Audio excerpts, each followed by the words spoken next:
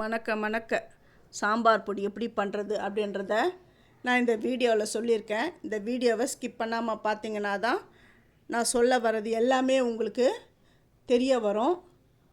Mixie ஜார்லேயே நான் அரைச்சிட்டேன். நல்லா ஃப்ரெஷ்ஷான சாம்பார் பொடி நான் அரைச்சது மட்டும் இல்லாமல் அதுலேயே சாம்பாரும் நான் செஞ்சுருக்கேன்.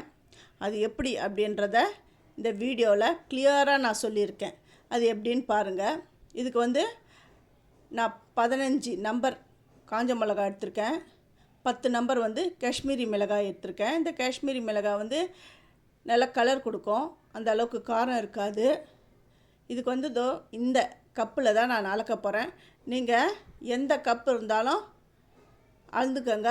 அதுக்கேற்ற மாதிரி நீங்கள் அந்த பொருட்களை கொஞ்சம் எக்ஸ்ட்ரா அப்படி போட்டுக்கோங்க. 1 டேபிள் ஸ்பூன், இந்த டேபிள் ஸ்பூன் இது 1 டேபிள் ஸ்பூன். இது அடுத்தது டீஸ்பூன் எடுத்துருக்கேன். இதில் பாதி பாருங்கள், இது 1 டீஸ்பூன் அளவு. இந்த அளவுகள் வச்சு தான் நான் அளக்க போகிறேன். அந்த பொருட்கள்லாம் அளந்து யூஸ் பண்ண போகிறேன். ஃபஸ்ட்டு நான் கடாயை வச்சுட்டேன். துவரம் பருப்பு ஒரு 1/4 கப் எடுத்துருக்கேன். நான் எடுத்துருக்கிற கப்பில் 1/4 கப் துவரம் பருப்பு எடுத்து நல்லா வறுக்கணும். அது எப்படி வறுக்கணுன்னா, அப்படி எடுத்து ஒரு கடி கடித்தா அப்படியே நல்லா கிறிஸ்பாக கடிப்படணும். அந்த அளவுக்கு வறுத்து வச்சுருக்கணும். இது வறுத்தாச்சு. இதை ஒரு தட்டில் நான் கொட்டிடுறேன். இது எப்படி வறுபட்டுது அப்படின்றதையும் நான் இந்த வீடியோவில் நான் சொல்கிறேன். வறுத்ததெல்லாம் எடுத்துட்டேன். அதில் ஒரே ஒரு பருப்பு எடுத்து நான் உங்களுக்கு காட்டுறேன் பாருங்கள். அது கீழே வச்சு அந்த பூண்டு தட்டுறது இருக்குது பாருங்கள், அதில் அப்படி பாருங்க, அப்படி தட்டிட்டேன். பாருங்க, அது எடுத்து காட்டுறேன் என்ன அளவுக்கு பாருங்க, எப்படி பவுடரியாக அரைஞ்சிட்டு தான் இந்த அளவுக்கு நல்லா வறுக்கணும் கிறிஸ்பாக.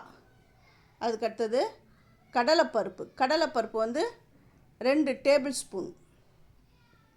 அந்த 2 டேபிள் ஸ்பூன் தான் நான் அளந்து எடுத்தேன்.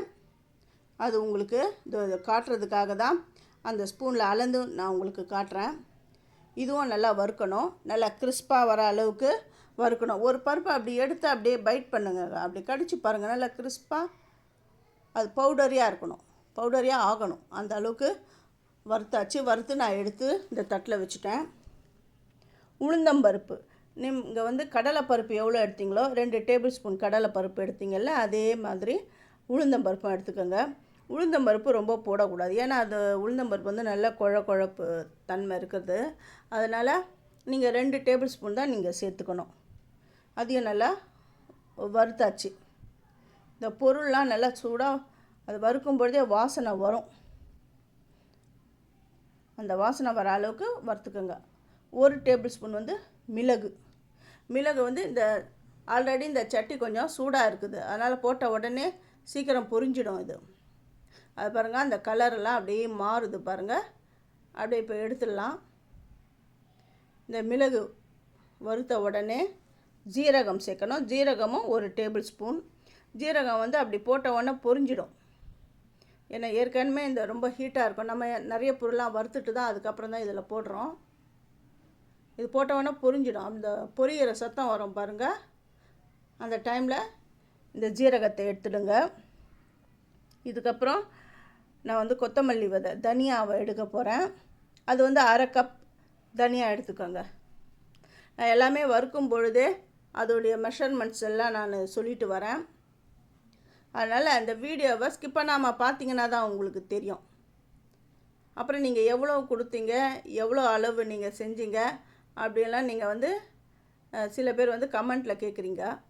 அதனால் நான் இதெல்லாம் கிளியராக இப்போவே நான் அது வறுக்கும் பொழுதே ஒரு பொருளுடைய அளவுகள்லாம் நான் சொல்லிடுறேன்.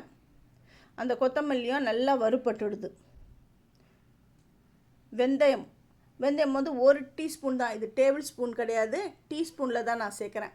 ஏன்னா வெந்தயம் நீங்கள் அதிகமாக போட்டிங்கன்னா அந்த கசப்பு தன்மை அதிகமாக ஆகிடும். அதனால் ஒரே 1 டீஸ்பூன் சேருங்க. இந்த வெந்தயமும் நல்லா செவந்து வந்துடுது. இதையும் நான் எடுத்துடுறேன். இதுக்கப்புறம் வரமிளகாவை இதில் சேர்க்குறேன். இது எல்லாமே அப்படி எடுத்துடுறேன். அந்த வரமிளகா நம்ம போடும்பொழுது இதை பாருங்க, அதில் இருக்கிற அந்த தொப்பியை இருக்கணும். இந்த தொப்பி இருக்கணும். அப்போ தான் அந்த அந்த தும்பல் இரும்பல்லாம் வராது. அது கூட காஞ்ச மிளகாவும் போட்டு நான் வறுக்கிறேன். ஆல்ரெடி இதெல்லாம் நான் வந்து நல்லா காய வச்சு தான் இருக்குது, காய வச்சு எடுத்துன்னு வந்துட்டேன்.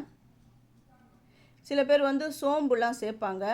நம்ம வந்து இந்த கறி மசால், அந்த சோம்பு வந்து அந்த கறி மசாலோட சேர்ந்தது. அது நம்ம வந்து பூஜை இதெல்லாம் செய்யும் பொழுதெல்லாம் நம்ம இந்த பட்டை லவங்கம் அதெல்லாம் நம்ம சேர்க்க மாட்டோம்.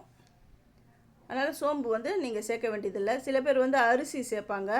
நான் அரிசி சேர்க்கலை. ஏன்னா நம்ம தான் உளுந்தம்பருப்புலாம் சேர்க்குறோம் இல்லையா, அரிசி வந்து சேர்க்க வேண்டிய அவசியம் இல்லை. இப்போ மஞ்சள் வந்து நல்லா காஞ்ச மஞ்சள் நல்லா இடித்து நான் இதில் சேர்க்குறேன். ஏன்னா நீங்கள் முழு மஞ்சளாக அப்படியே போட்டிங்கன்னா மிக்ஸி அந்த பிளேடு வந்து உடஞ்சிடும். அதனால் இந்த மாதிரி லைட்டாக தட்டின்னு போடுங்க. அப்படி நான் இந்த விரலி மஞ்சள் இல்லாதவங்க இப்படி அரைக்கும் பொழுது ஏற்கனவே மஞ்சத்தூள் வச்சுருந்தீங்கன்னா அந்த மஞ்சத்தூளை சேர்த்து நீங்கள் அரைச்சிக்கோங்க. இதை பாருங்கள், நல்லா அரைப்பட்டுடுது. நல்லா கலர்ஃபுல்லாக எப்படி இருக்குது பாருங்கள். நீங்கள் காஷ்மீரி மிளகாய் போட்டிங்கன்னா நல்லா இந்த கலரில் வந்துடும். இதை ஜெலிக்கிறவங்க ஜெலிக்கலாம், ஜெலிக்க வேண்டிய அவசியமே இல்லை, நல்லா பவுடரி ஆகிடுது. இப்போ வந்து பெருங்காயத்தூள் இதில் சேர்க்குறேன். கட்டி பெருங்காயம் இருக்கிறவங்க கொஞ்சம் எண்ணெயில் வறுத்துட்டு அப்படி சேர்த்துக்கோங்க. நல்ல சூப்பரான மணக்க சாம்பார் பொடி ரெடி ஆகிடுது. இதை அரைச்சி வந்தவுடனே இந்த வீடே அந்த அளவுக்கு கம்மன்னு அவ்வளோ வாசனையாக இருக்குது. இதை வந்து ஒரு பாக்ஸில் போட்டு நான் வச்சிடுறேன். இது வந்து எண்ணெய் இல்லாமல் தான் நான் வறுத்தேன். அதனால் இது வந்து 6 மாதம் எவ்வளோ, அதாவது 1 வருஷம் ஆனாலும் ரொம்ப நல்லாயிருக்கும். அரைச்சி எடுத்துன்னு வந்தவுடனே இதை பாக்ஸில் போட்டு அப்படி மூடாமல் நல்லா பரத்தி சூடு ஆறணும். நல்லா ஆறினவுடனே ஒரு பாக்ஸில் போட்டு வச்சுக்கோங்க. 1 வருஷம் ஆனாலும் அவ்வளோ நல்லாயிருக்கும். இப்போ வந்து இதில் சாம்பார் எப்படி பண்ணுறதுன்னு நான் சொல்கிறேன் பாருங்கள். 1/2 கப் வந்து துவரம்பருப்பு எடுத்துருக்கேன். உங்களுக்கு என்ன அளவோ அந்த அளவுக்கு எடுத்துக்கோங்க. ஒரு கைப்பிடி சிறுபருப்பு எடுத்து நல்லா வாஷ் பண்ணி எடுத்துன்னு வந்துட்டேன். 4 பூண்டு, 2 தக்காளி நான் சேர்க்குறேன். கொஞ்சமாக மஞ்சப்பொடி சேர்க்குறேன். ஆல்ரெடி நான் வந்து சாம்பார் பொடியெல்லாம் மஞ்சப்பொடி சேர்த்துட்டேன். இருந்தாலும் பருப்புலேயும் நான் மஞ்சப்பொடி சேர்க்குறேன். தண்ணி விட்டுட்டு பெருங்காயம், ஒரு குழிக்கரண்டி நல்லெண்ணெய் விட்டு இது 3 விசில் வரணும்.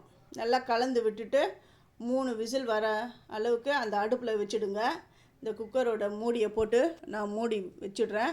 அந்த வேப்பர் வரும்போது வெயிட்டை போடுங்க. 3 விசில் வரட்டும். இப்போ புளி ஊற விட போகிறேன். புளி வந்து ஒரு சின்ன நெல்லிக்காய் அளவு தான் எடுத்திருக்கேன். ஏன்னா தக்காளி வந்து நீங்கள் அதிகமாக போட்டிங்கன்னா புளியை கம்மி பண்ணிக்கோங்க. ஏன்னா நாட்டு தக்காளி சேர்த்துருக்கேன், அதில் ஆல்ரெடி புளிப்பு இருக்கும்.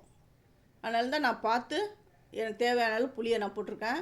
இப்போ வெங்காயம், கத்திரிக்காய் அந்த தண்ணியில் போட்டு அது கொஞ்சம் வேகணும். வெந்ததுக்கப்புறம் ஒரு பாதி வேக்காடு வந்து அதுக்கு அப்புறம் தான் நீங்கள் வந்து கல் உப்பு நம்ம சேர்க்குறோம். இப்போ வந்து சாம்பார் பொடி எனக்கு எவ்வளோ தேவையோ நான் அதை எடுத்துருக்கிறேன். 2 ஸ்பூன் சாம்பார் பொடி சேர்த்து இது தண்ணி விட்டு நல்லா கலந்து விடணும். ஏன்னா நீங்கள் பவுடரே அப்படியே போட்டிங்கன்னா அங்கங்கே திட்டாக நிற்கும். அதனால் நான் கலந்து தான் விடுறேன், தண்ணியில் கலந்து விடுறேன். இப்போ ஒட்டின்னு இருக்கிறதெல்லாம் கொஞ்சம் தண்ணி விட்டு அதில் விடுறேன். ஃபஸ்ட்டு என்னுடைய வீடியோவை பார்க்குறவங்க சப்ஸ்கிரைப் பண்ணலைன்னா சப்ஸ்கிரைப் பண்ணுங்கள். ஆல் என்ற ஆப்ஷனை தொடுங்க. அப்போ தான் நான் போகிற ஒரு வீடியோவுடைய நோட்டிஃபிகேஷனை உங்களுக்கு காட்டும். உங்களுக்கு பிடிச்சிருந்தா நீங்கள் வந்து என்னுடைய வீடியோவுக்கு ஹைப் கொடுங்க. இப்போ பருப்பும் 3 விசில் வந்துடுது. வெயிட்லாம் போனதுக்கப்புறம் தான் நான் ஓப்பன் பண்ணினேன். அதை வந்து கரண்டி வச்சே நல்லா மசிஞ்சிடுது. கரண்டி வச்சே நம்ம கலந்துடலாம். அது இந்த காய்கறியில் நான் சேர்த்துட்டேன். கரைச்சி வச்சுருக்கிற புளி நீரையும் சேர்த்துட்டேன். இதை தாளித்தம் பண்ணிட்டேன். சூப்பரான சாம்பார் ரெடி ஆகிடுது. இந்த கொத்தமல்லிலாம் அது மேலே விட்டேன். இதை நீங்கள் உங்கள் வீட்டில் செஞ்சு பார்த்துட்டு எப்படி இருந்ததுன்னு கமெண்ட் பண்ணுங்கள். தேங்க்யூ.